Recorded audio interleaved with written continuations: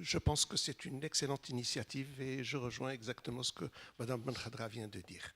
Effectivement, je pense que les valeurs constituent un élément important pour la personne, mais également quelque chose d'important pour le lien social.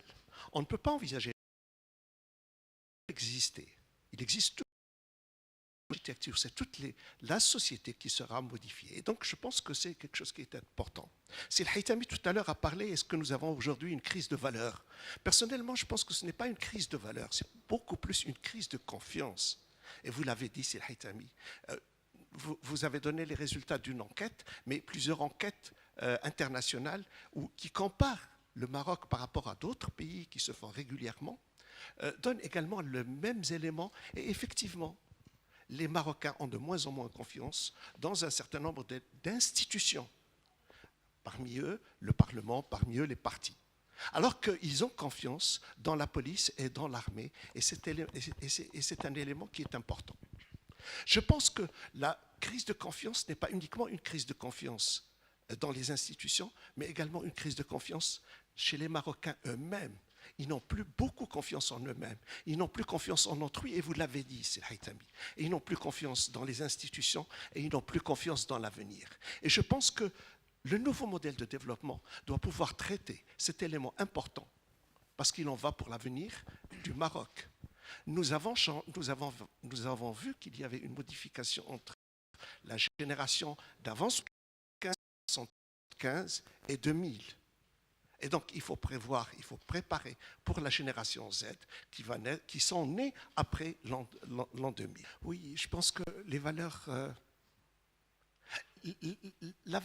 une valeur, ce n'est pas quelque chose qui est fixe d'une société à une autre et dans le temps.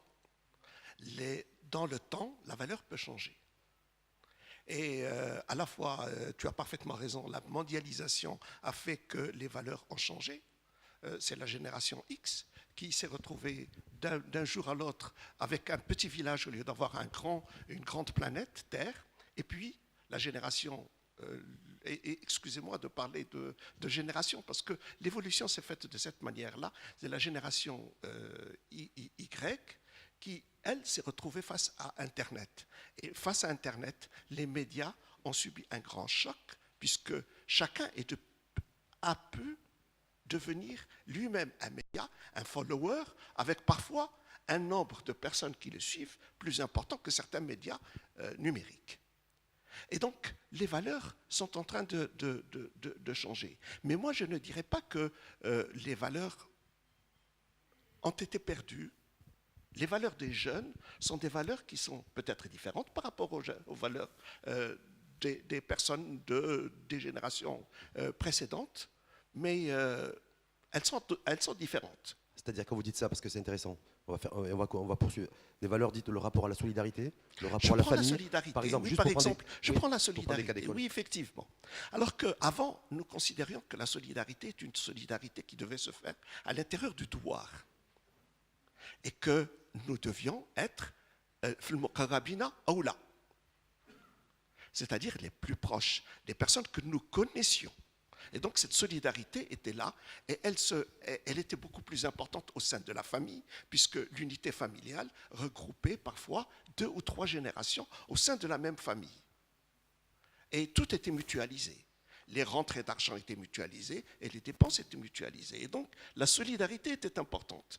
Aujourd'hui, les jeunes sont pour la solidarité, mais une solidarité plus universelle, une solidarité plus large. Et ils ne considèrent pas qu'il faut avoir une solidarité avec une personne que l'on connaît, mais avec une solidarité pour tout le monde.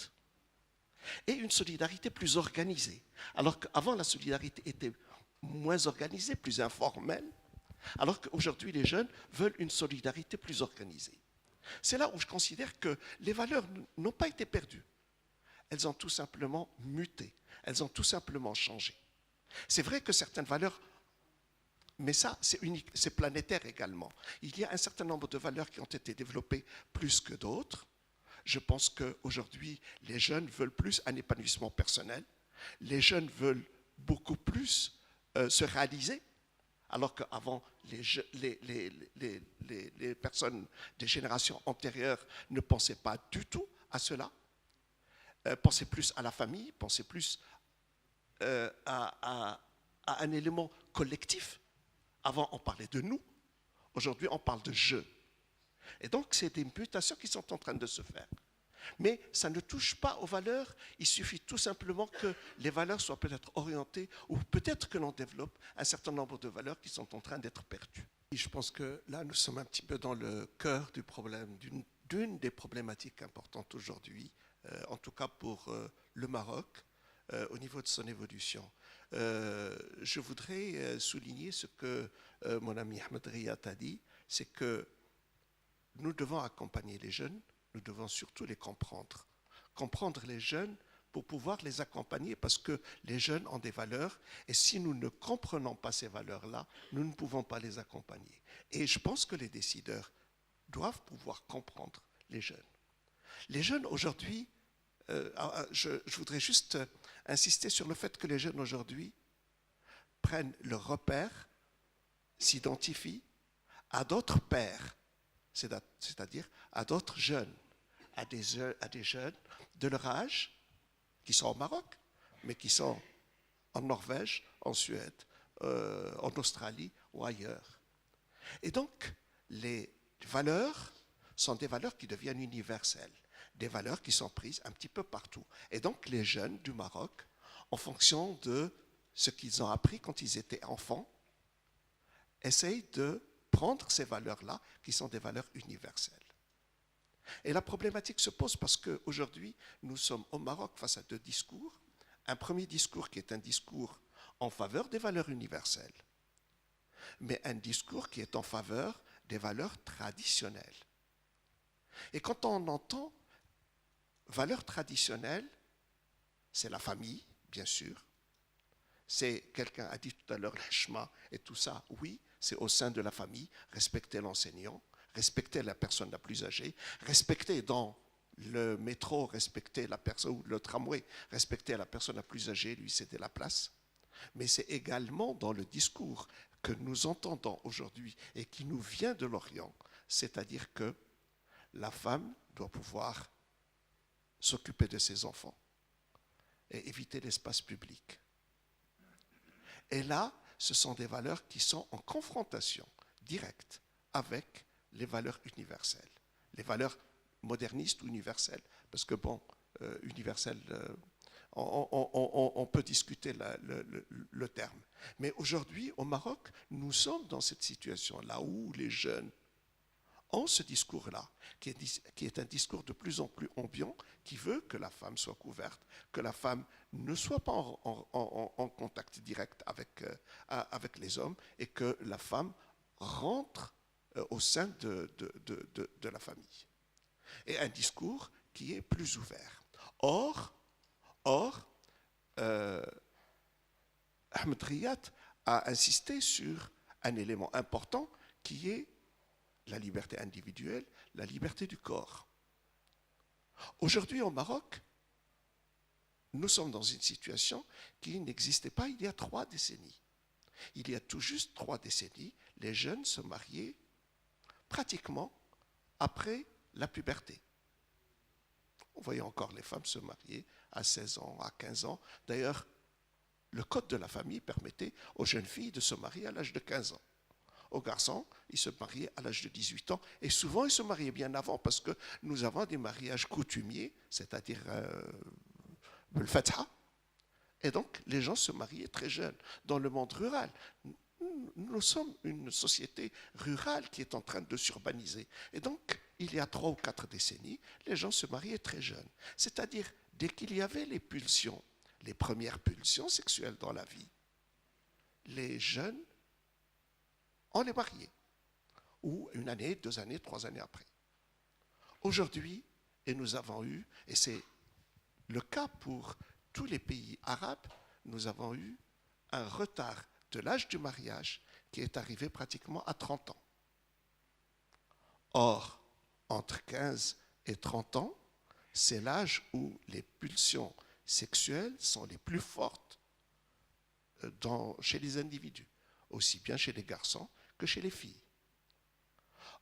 Et ça représente, tenez-vous bien, la population marocaine entre 15 et 30 ans représente un quart des Marocains. C'est un quart des Marocains pour lesquels le biologique, le corps, demande des relations sexuelles, alors que les valeurs traditionnelles leur interdisent ces relations sexuelles. Et donc les jeunes sont tiraillés entre ces valeurs universelles qui permettent d'avoir des relations sexuelles entre jeunes et eux qui ne peuvent pas, parce qu'il y a des valeurs ambiantes, des valeurs de plus en plus ambiantes qui leur interdisent d'avoir des relations. Et puis ils sont tiraillés parce qu'il y a le corps aussi qui demande, il y a le biologique qui demande. Et là, je pense que nous sommes dans une situation qui est importante dans la confrontation de valeurs traditionnelles et de valeurs universelles. Je pense qu'il y a une initiative des jeunes. Les jeunes sont mus par des initiatives parce qu'ils voient, ils ont Internet, donc ils voient tout ce qui se passe à travers la planète. Et donc, ils se disent, pourquoi pas moi? Si dans tel ou tel pays ça s'est fait, pourquoi pas moi? Et donc, ils veulent le faire. Et si dans d'autres pays ça a réussi, pourquoi pas au Maroc? Effectivement, nous sommes, dans le cas du Maroc, nous sommes face à des institutions. Moi, je ne dirais pas uniquement le pouvoir, je dirais les institutions en général. Je prends par exemple... Si vous permettez, institution, mentalité, état d'esprit. Parce que j'ai peur qu'institution reste très impersonnelle. C'est une mentalité, c'est un état d'esprit, c'est une situation que nous vivons aujourd'hui. La situation est là. La situation est celle-ci. Les partis politiques, les syndicats et les associations ont été créés, enfin, le Daïr qui les a créés, qui était un seul Daïr, un seul document pour ces trois institutions,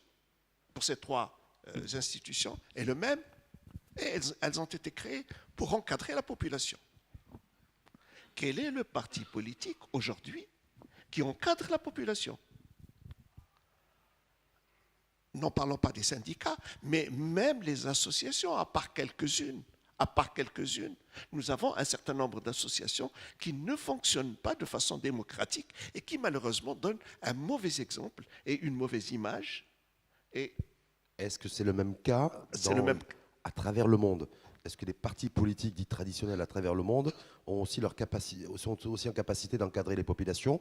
Est-ce que les centrales syndicales à travers le monde sont aussi en capacité d'encadrer aussi le personnel syndiqué ou en tout cas les personnes et le tissu associatif? Juste pour mettre en relief une équation le fait, voilà ce qu'on a un petit peu comme tendance lourde dans le monde et voilà ce qui se passe un peu chez nous.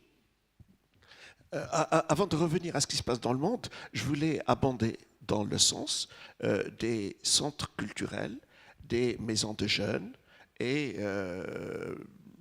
je prends l'exemple des maisons de jeunes qui fonctionnent aux horaires administratifs et qui fonctionnent les jours où les enfants sont à l'école.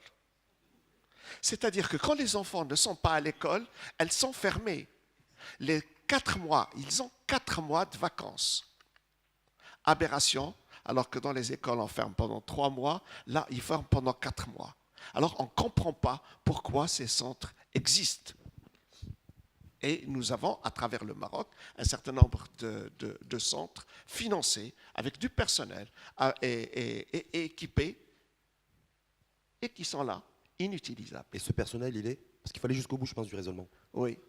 Ce personnel, en fait, ce n'est pas forcément des gens bénévoles, c'est essentiellement des gens... C'est des gens payés. Payés, c'est-à-dire ces gens qui ont un statut de... C'est des fonctionnaires. C'est des fonctionnaires qui passent leur journée à prendre du thé. Et la plupart du temps, ils ne sont même pas à l'intérieur de l'institution parce qu'il n'y a personne, il n'y a pas de bénéficiaire qui vient. Et c'est malheureux.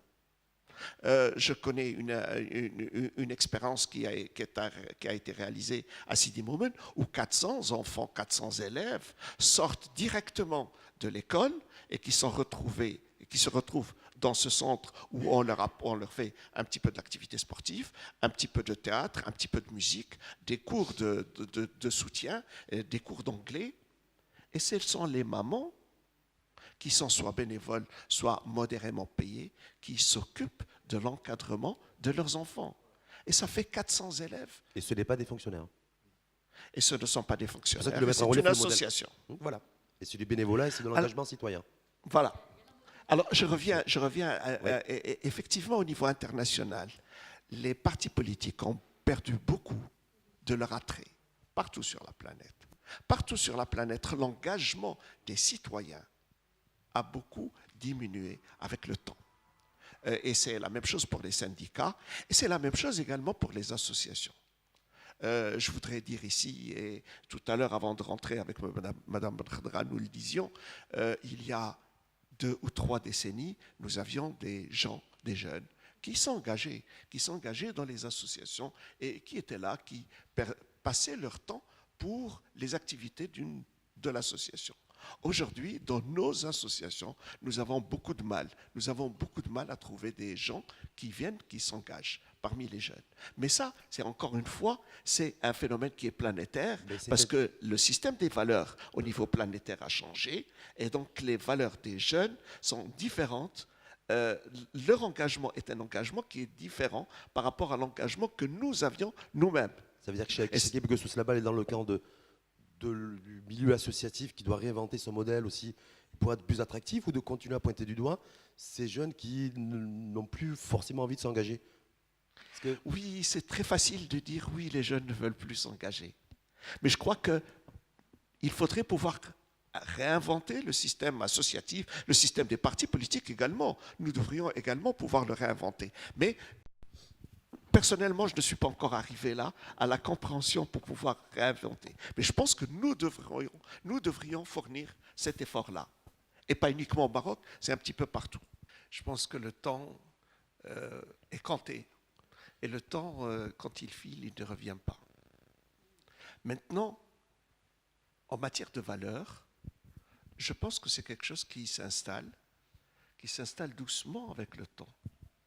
Et nous ne maîtrisons pas l'installation de valeurs, le développement de certaines valeurs, la diminution de l'importance de certaines valeurs. Je pense que nous ne le maîtrisons pas. Par contre, ce qui est important, c'est de comprendre ce qui est en train de se passer. Pour pouvoir anticiper. Pour pouvoir anticiper, parce qu'aujourd'hui, dans la situation actuelle, et je pense que pour le nouveau modèle de développement, il est important pour nous de pouvoir comprendre ce qui est en train de changer au niveau des valeurs, au niveau de la confiance, pour essayer de rectifier, pour essayer de changer. Et je pense qu'il faut être en contact permanent avec les jeunes. Il faut peut-être pouvoir comprendre les jeunes. Parce qu'attention, les jeunes d'aujourd'hui et ceux de demain, il va y avoir encore des différences. Et donc, nous n'avons pas encore compris ceux d'aujourd'hui. Donc nous avons intérêt à pouvoir anticiper, nous avons intérêt à pouvoir nous occuper de cette problématique. Et je pense que les valeurs, la confiance, la citoyenneté sont des éléments importants pour le Maroc de demain. Et nous devons pouvoir comprendre pour pouvoir, si on peut, rectifier, orienter. Avec une vision, une approche plutôt cycle court, cycle moyen ou cycle long? Cycle court. Cycle court pour vous? Cycle court. Le temps est compté. Le temps est compté, nous sommes là et nous ne savons pas demain de quoi demain sera fait. Et donc nous avons besoin d'être, les jeunes d'aujourd'hui, je pense que notre génération va se retrouver à la retraite dans les quelques années à venir. Et donc ce sont les jeunes d'aujourd'hui qui vont être les leaders du Maroc. Et donc, nous avons besoin de les comprendre. Nous avons peut-être besoin de comprendre aussi les générations qui vont suivre. Bouchra Boulouise, l'approche... Pardon, oui, je voulais également dire que nous devrions savoir quels citoyens nous voulons. Et c'est important, parce qu'aujourd'hui, nous ne savons pas quels citoyens nous voulons. Nous avons besoin de citoyens qui payent des impôts. Nous avons besoin de citoyens qui veulent avoir des droits. Mais quels sont les droits? Quels sont les devoirs? Quelle est la relation que chaque citoyen doit avoir avec son pays? Et ça, c'est quelque chose qui est important. Quand on dit relation à la fois physique, mais également affective. Et ça, c'est important au niveau des valeurs. Oui, je pense que tu as pris justement une des valeurs les plus problématiques, c'est celle du travail. Le Maroc est un pays rural au début du siècle dernier, et donc les gens semaient et puis priaient pendant des mois et des mois, priaient pour qu'il y ait de la pluie. Et donc ne travaillaient pas. Et donc prenaient du thé en attendant, et puis bon, il y avait des périodes de travail et puis de longues périodes de repos. Celui qui avait un petit troupeau, il lâchait son troupeau et il était là en attendant la fin de la journée. Donc la notion de travail n'est pas une notion qui est insérée au sein du corpus ou du référentiel, disons, du Marocain. Et quand le Marocain est arrivé en ville, c'est vrai qu'il y a eu les premiers qui ont travaillé dans les usines où ils ont travaillé à un horaire précis, avec des chaînes, et qui étaient obligés de travailler à un rythme élevé. Mais à part cela, aujourd'hui, nous nous retrouvons avec une notion de travail qui n'est pas la même que la notion de travail dans d'autres pays. Notre notion de travail est une notion de travail très cool, où nous travaillons, nous nous arrêtons pour prendre un café, nous nous arrêtons pour discuter de ce que nous avons fait la veille, et ainsi de suite. Alors que dans d'autres pays, les gens rentrent, travaillent. Et bon, personnellement, j'ai travaillé dans d'autres pays, et dans d'autres pays, on n'a pas le temps de discuter, on n'a pas le temps de prendre un café, ou si on prend un café, nous prenons un café alors que nous sommes en train de travailler. Mais moi, en tant que médecin, je ne pouvais pas prendre un café en étant en train de travailler sur un patient. Et donc, cette notion est importante. Et cette notion, nous avons besoin au Maroc. Si nous voulons un Maroc développé, nous avons besoin de cette notion, qu'elle soit une notion importante. Maintenant, à travers la planète et au niveau des jeunes, la notion de travail elle-même a changé. Et les jeunes ont compris que le travail était une exploitation de l'homme. Et nous avons aujourd'hui, y compris au Maroc, des jeunes qui ont fait des études fabuleuses, qui ont travaillé dans des endroits, des multinationales, qui ont travaillé dans des organismes internationaux avec des salaires mirobolants, et qui du jour au lendemain arrêtent en disant « Non, je ne veux plus continuer comme ça, je vais faire un petit commerce, je vais faire ceci, je vais faire cela ». Mais pas uniquement au Maroc, nous le voyons également partout ailleurs. La notion de travail, la valeur du travail a beaucoup changé. La valeur du travail a également changé parce que jusqu'ici, on considérait que la richesse venait par le travail. On travaillait, c'est vrai dans les très petites entreprises, c'est vrai dans le petit commerce. Plus on travaille, plus on gagne de l'argent. Et c'était la logique. Aujourd'hui, la logique a beaucoup changé quand on voit un footballeur gagner en un match ce que 10 jeunes ou 100 jeunes ne peuvent pas gagner durant toute leur vie. Et donc, la notion de gain et la notion de travail est importante. Et donc, ceci, c'est la notion de travail, la valeur travail est un élément sur lequel je pense qu'il est important de travailler, s'il est important de le comprendre, et peut-être s'il y a quelque chose à orienter, c'est peut-être sur cette notion de travail. Et tu as raison de parler de la notion de travail.